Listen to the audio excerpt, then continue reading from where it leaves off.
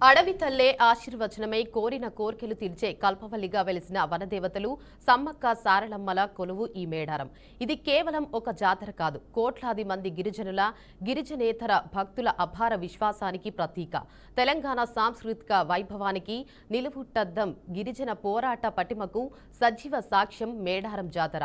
Asia ఖండంలోనే అతిపెద్ద గిరిజన జాతరగా గుర్తింపు పొందిన ఈ దక్షిణ భారత కుంభమేళా గురించి ఇప్పుడు తెలుసుకుందాం. మేడారం మహాజాతర ప్రపంచంలోనే ఆదివాసీలు జరుపుకునే అతిపెద్ద మహాజాతర ఇంకొకటి లేదంటే ఆశ్చర్యపోవనవసరం లేదు. ఇటువంటి మహాజాతర తెలంగాణ రాష్ట్రంలోని దట్టమైన అటవీ ప్రాంతంలో జరుగుతుంది. గిరిజనులు, ఆదివాసీలు, అతి సామాన్య కుటుంబాలకు చెందిన ప్రజలు ఎక్కువగా తరలివచ్చే ఈ జాతరలో ప్రతిదీ విశేషమే. ములుగు జిల్లాలోని మేడారంలో ప్రతి 2 ఏళ్లకు ఒకసారి జరిగే సమ్మక్క సారలమ్మ గిరిజన జాతర ప్రతి ఒక్కరికి ఒక పులకింత.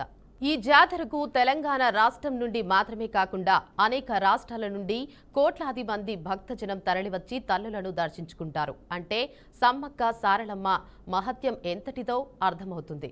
4 రోజుల పాటు సాగే మేడారం జాతరలో జనవరి 28వ తేదీన కన్నెపల్లి నుండి సారలమ్మలను గద్దెల మీదికి తీసుకువస్తారు. 29వ తేదీన చిలకలగుట్ట నుండి సమ్మక్కను గద్దె మీదకు తీసుకువస్తారు. ఇద్దరూ మేడారం చేరుకోవడంతో జాతర ఊపందుకుంటుంది. అసలు మేడారం మహాజాతరకు ఎందుకు ఇంత ప్రాశస్త్యం? మేడారంలో కొలువైన ఈ సమ్మక్క సారలమ్మలు ఎవరు?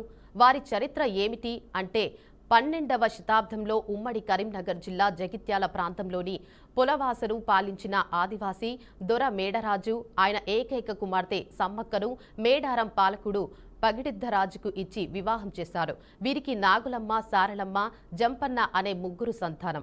మాఘశుద్ధ పౌర్ణమి రోజున మేడారంపై దండయాత్ర కాకతీయులకు చెల్లించాల్సిన కప్పం కట్టలేదన్న కారణంతో కాకతీయ ప్రభువు పథాపురుద్రుడు పోలవాసపై దండెత్తాడు. దాడిని తట్టుకోలేక మేడరాజు మేడారం వెళ్లి అజ్ఞాతవాసం గడుపుతాడు. మేడారం పాలకుడు పగిడిద్దరాజు కూడా కరువు కారణంగా కప్పం కట్టలేకపోతాడు. అంతేకాదు మేడరాజుకు ఆశ్రయం కల్పించాడన్నది తిరుగుబాటు భావాలు పెంచుతున్నాడన్న ఆరోపణలతో ప్రతాపరుద్రుడు ఆగ్రహించి తన మంత్రి యుగంధరుడితో మాఘశుద్ధ పౌర్ణమి రోజున మేడారంపై దండెత్తుతాడు. కుటుంబం విరోచితంగా పోరాడిన అపార కాకతీయ సేనల ముందు ఓడిపోతారు. ఈ యుద్ధంలో పగిడిద్దరాజు, సారలమ్మ, నాగులమ్మ, గోవిందరాజులు వీరమరణం పొందుతారు. ఈ వార్త విన్న జంపన్న అవమానాన్ని తట్టుకోలేక సంపెన్న వాగులో దూకి ప్రాణాలు విడిచాడు. అప్పటి నుంచి ఆ వాగు జంపన్న వాగుగా ప్రసిద్ధి చెందింది.